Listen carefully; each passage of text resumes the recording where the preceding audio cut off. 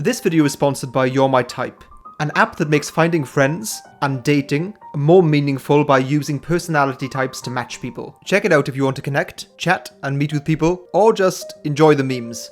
At this point, not everybody knows the backstory. This YouTube channel was actually created by two people who met and befriended each other online. So reaching out and connecting with people is always something that I advocate and recommend. So feel free to download the app, put yourself out there, and see where it leads. Please bear in mind that by using the link down below to download this app, you are committing to giving me full credit for any successful relationships that arise as a result, be they romantic, friendship, or business.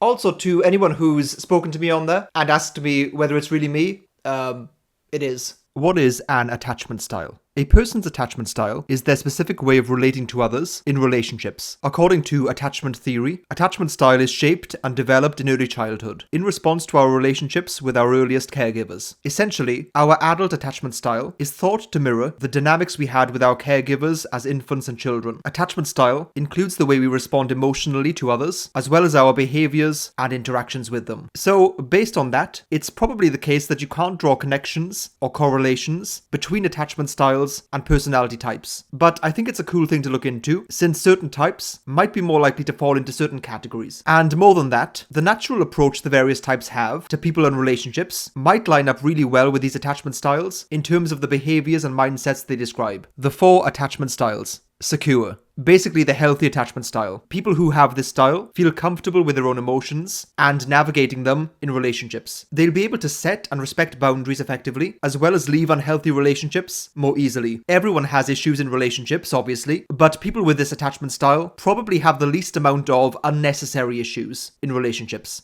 Anxious. Adults with an anxious attachment style feel nervous and insecure about their relationships. These individuals need lots of reassurance and communication to feel peace within themselves. They want to feel a secure, safe, and loving bond with their partners, but they oftentimes become clingy and possessive. Overall, individuals with an anxious attachment style tend to idealize their relationships, but live in a constant fear of abandonment and rejection. Avoidant. Adults with an avoidant attachment style tend to be distant when it comes to emotional availability, and may even feel uncomfortable with affection and love. These individuals tend to isolate themselves and would prefer to live a rather independent lifestyle. They tend to rationalize their emotions and deny their own feelings to avoid confrontation. They may constantly keep their partner at arm's length due to their fear of feeling vulnerable with another person. Fearful avoidant. People with this style have a difficult time connecting with others and simultaneously crave intimacy whilst also wanting to remain independent and distant.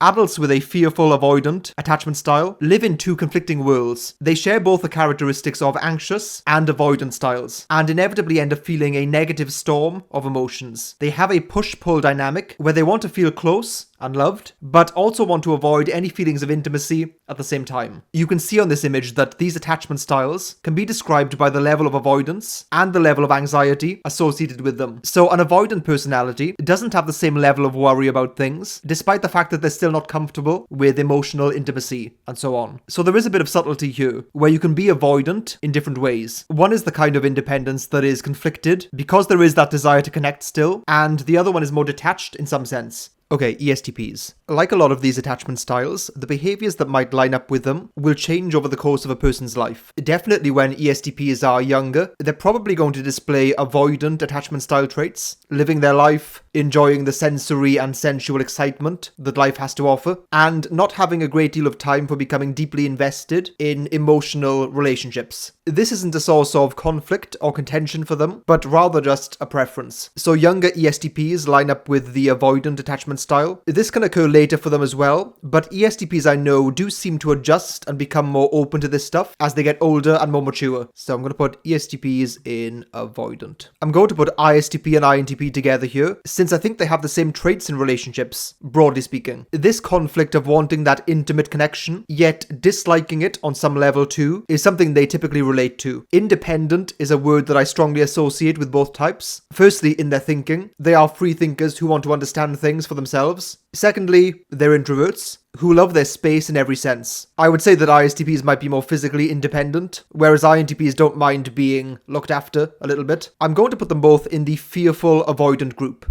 I've often heard both of these types say that they have difficulties when it comes to living with their partners, for example. Being able to spend time with them and visit them is great, but they kind of want to escape at times as well, especially when things get emotionally volatile and difficult. Given that they're naturally ultra-logical and rational, it feels especially uncomfortable. So that push and pull is something these types can experience. So I put them both in fearful, avoidant. I don't talk that much about intertype relationships because it's just so complicated, and often a person's personality type is not really the deciding factor in whether a relationship works. But when it comes to certain types, you have to be careful with some of the conventional wisdom. People will often say that it's important to validate emotions and kind of lean into them, and definitely not suppress or repress them. But for some types, doing that on a regular basis is going to be extremely draining. They're just not going to want to sit down and talk about feelings a lot. When it's really important, obviously yes, but they don't want to make a habit of it. And those two types, ISTPs and INTPs, definitely fall into that group. Okay, INFJs. So INFJs are either going to be in secure or anxious. It's hard to tell which one makes more sense. They can have the same issues as all high FE users, which lines up well more with the anxious attachment style. They're also typically pretty chilled out when it comes to people and relationships. They're introspective about their own behavior, and they can extrapolate from that to empathize with what the other person might be feeling. I think they have a decent balance when it comes to emotionality in relationships, whilst wanting to see things objectively too. I think I'm going to be nice to the INFJs and put them in secure. After all, one of their main focuses in life tends to be analyzing human nature, so, they should be decent at it. Okay, let's put ENFJs and ESFJs together. Extroverted feeling is a gift and a curse. It's a powerful weapon, but can take a heavy toll as well. So in a relationship, it's amazing for making things good-natured, congenial, and just enjoyable most of the time. FE is like a heightened sensitivity to bad feeling and disharmony. But the problem is that it can't be switched off. So they might be more likely to perceive slights where there aren't any, and be more sensitive to everything. That can lead to a lot of anxiety, understandably. Second guessing things, because your cognitive makeup is sensitive to that stuff. If you are in a group, for example, then you're going to be able to snuff that out really early on and stop it from developing into an argument. That's why both of these types are amazing at bringing and keeping groups and communities together. When it comes to one-on-one relationships though, it can be more tricky because it's more insular and therefore intense. Plus you're just closer to the person by definition. When you add this to the fact that most people they'll be in relationships with won't be as good at relationships as they are, it's a recipe for anxiety. The ENFJ and ESFJ will think, if that was me doing it, then surely I'd notice it was unpleasant or offensive or rude. Therefore, maybe this person is doing it intentionally, when in fact it might just be carelessness or ignorance on the part of the other person. I'm going to put them both in the anxious attachment style. Okay, ENTPs. ENTPs are strange. I could just stop there. When it comes to emotions, despite the fact that they can be emotional, empathetic, and so on, there's always this sense of detachment that they have somehow. Like their ESTP brethren, they're mostly interested in seeking out and indulging in things that try to satiate their boundless curiosity. Given their propensity to be changeable, spontaneous, and impulsive, they might, in their younger years, not want to get emotionally entangled with others. Although, ironically, that desire often results in exactly that. So I can see them being characterized by a strong level of avoidance in terms of attachment styles. So I'll put them in avoidant. Okay, ISFJs. Anyone can struggle with relationships. Well, actually, everyone struggles with them. So anytime you put someone in the secure group, it might be a bit disingenuous. Nonetheless, I think that's where I'm going to put them. ISFJs are something of a balanced type. When they have a level of security and stability, which generally people do have eventually, they can work their magic. It's chaotic situations that they find more annoying and difficult to deal with. They aren't going to be imbalanced when it comes to being empathetic, understanding, and also logical and even detached when they need to be. The types of unhealthy relationships they can get into is ones where they're being taken advantage of and underappreciated. So that's possible, but typically they're going to realize this pretty quickly and remove themselves from it. Even if they don't realize it and they get stuck in some kind of really unpleasant relationship, they're not the types to make the same mistake twice. They learn from the past so well because they look back on it so much and ruminate on it and analyze it. The ISFJ approach to life reminds me of a notion I first heard from Charlie Munger, Warren Buffett's business partner. He said something along the lines of, it's remarkable how much you can achieve in life by simply not making obvious and predictable mistakes that most people tend to make. ISFJs do this very well in my view, including in relationships, so I'll put them in secure. Okay, INTJs. The avoidant attachment style is one that's characterized by a level of emotional unavailability. Inevitably, we're going to be stereotyping here. I think I've mentioned on many occasions that INTJs can possess strong levels of emotional intelligence, naturally, and even more so when they work on it. It's still the case, however, that they are quite extreme personalities. Their approach to life is uncommon and unorthodox, kind of by definition, and this bleeds into their relationships as well. While emotionality is not off limits to them as such, it's also never going to be their primary or preferred way of dealing with problems and moving forward. As a result, it's quite easy for them to get burned in relationships because they see them as this kind of emotional whirlwind or cesspool even, and it's like they're speaking a different language to their partner, so they might simply want to avoid these things. The reason I think they'll be more in the avoidant attachment style as opposed to the fearful avoidant is because I don't think they'll feel the same level of conflict. Obviously, everybody wants a level of emotional intimacy and connection, but they don't strike me as a personality type that is going to lament the absence of that very quickly. In fact, in many ways, especially at certain points in their life, it might be a relief to take a break from that stuff. So I'll put them in avoidant. Okay, ISFPs. So maybe a bit of a counterintuitive one here. I think that ISFPs are actually going to do extremely well in relationships on balance. Yes, they'll have strongly held beliefs and principles, which could lead to clashes, but more often than not, it's going to act like a way to filter out people who don't share the same values and approach to life. Also, their FI, in a not often talked about feature of this function, is going to afford them a large amount of empathy and understanding towards anyone they might be in a relationship with. I'm sure there are plenty of ISFPs out there who can relay information about why they think a different attachment style makes more sense, but as an archetype, I don't think they'll struggle that much in relationships, so I'll put them in secure.